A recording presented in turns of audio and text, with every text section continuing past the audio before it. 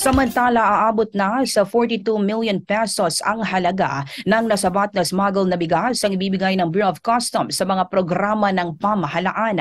Ayon kay BOC Port of Zamboanga Attorney Benny Lontok, ang kanilang nakumpiskang bigas noong nakaraan ay inirekomendang i-donate sa Kadiwa Program o sa mga programa ng Department of Social Welfare and Development.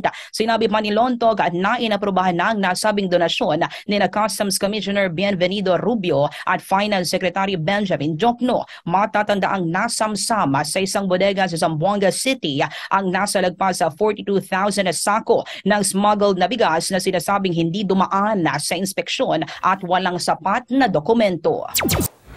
Alam mo ba na may nag-iisang born-again Christian TV station sa Pilipinas? Yan ang Light TV God's Channel of Blessings.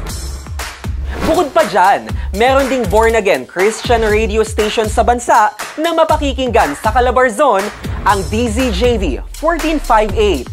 Sama mo pa ang DWZB 91.1 FM sa Palawan.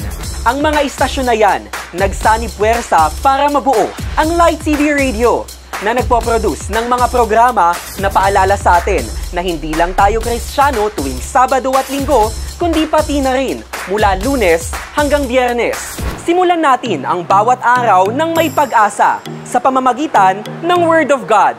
Dito sa Daylight Devotion, kasama ang mga pastor mula sa iba't ibang panig ng mundo.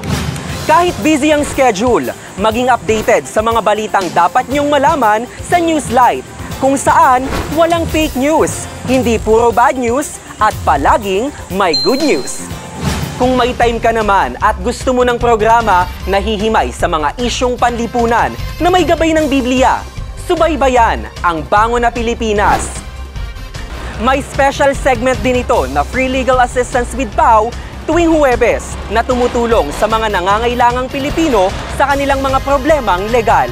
Tuwing Biyernes, sasagutin ang mga problemang pangkalusugan sa Doc Pasok. Business-minded ka ba? Kung oo, Bless Negosyo ang hatid namin sa'yo. At huwag palalampasin ang Straight from the Word.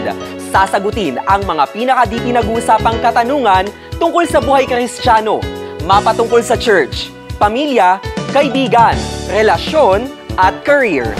Kaya ano pang hinihintay mo? I-scan mo na ang Light TV sa inyong black box o hanapin sa cable. I-follow din kami sa social media. Sama-sama tayo in proclaiming good news.